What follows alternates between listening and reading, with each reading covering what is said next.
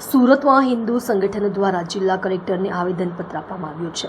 પશ્ચિમ બંગાળમાં હિન્દુઓ પર થઈ રહેલા અત્યાચારને લઈને આવેદનપત્ર આપવામાં આવ્યું છે, જેમાં વિશ્વ હિન્દુ પરિષદ, બજરંગ દળ, દુર્ગા વાહિની સહિતના હિન્દુ સંગઠનો ઉપસ્થિત રહ્યા।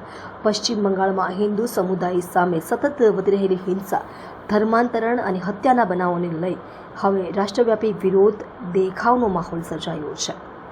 સુરતમાં પણ વિશ્વ હિન્દુ પરિષદ, બજરંગ દળ અને દુર્ગા વાહિની સહિતના અનેક હિન્દુ સંગઠનો દ્વારા જિલ્લા કલેક્ટરને આવેદનપત્ર આપીને વિરોધ નોંધાવાયો હતો। આ પ્રવૃત્તિનો મુખ્ય ઉદ્દેશ્ય પશ્ચિમ બંગાળમાં હિન્દુઓ સામે થતા અત્યાચારની ઘટનાઓને લઈ રાષ્ટ્રપતિ સુધી મામલો પહોંચાડવાનો છે। હિન્દુ સંગઠનોના જણાવ્યા મુજબ વકફ બોર્ડના નિયમોમાં તાજેતરમાં કરાયેલા ફેરફાર પછી પશ્ચિમ બંગાળમાં હિન્દુઓ પર શારીરિક અને માનસિક હિંસા શરૂ થઈ છે। અહેવાલ પ્રમાણે પશ્ચિમ બંગાળમાંથી મોટી સંખ્યામાં હિન્દુઓએ પોતાનો જીવ બચાવવા હિજરત કરવાની ફરજ પડી છે।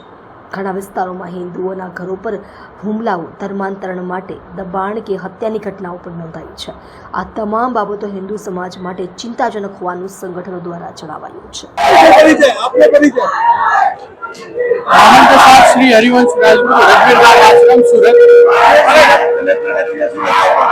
आज सूरत कलेक्टर कचेरीए मोटी संख्या में हिंदू एकत्रित थया छे, कारण के आज भारतनी अंदर जे पश्चिम बंगाल में हिंदुओं पर अत्याचार થઈ રહ્યો છે, હિન્દુઓની બેન દીકરીઓ પર દુષ્કર્મ થઈ રહ્યા છે, હિન્દુઓના મંદિરો, ધર્મસ્થાનો અને હિન્દુઓ પર જે ખરાબ કાર્યો થઈ રહ્યા છે, હિન્દુઓની હત્યા થઈ રહી છે, એ બાબતે સરકાર શ્રીને જાગૃત કરવા માટે વિશ્વ હિન્દુ પરિષદ, બજરંગ દળ તથા દરેક હિન્દુઓ સુરત કલેક્ટર કચેરીએ ભેગા થયા છે અને આ બાબતે સરકારનું ધ્યાન દોરવાનું, મમતા સરકાર જે વિધર્મીઓનો સપોર્ટ કરે છે અને જે સેવાભાવી સંસ્થાઓ હિન્દુઓની સેવા કરે છે એને પણ લાભ નથી આપી રહી, એની સેવાને પણ સ્વીકાર નથી કરી રહી।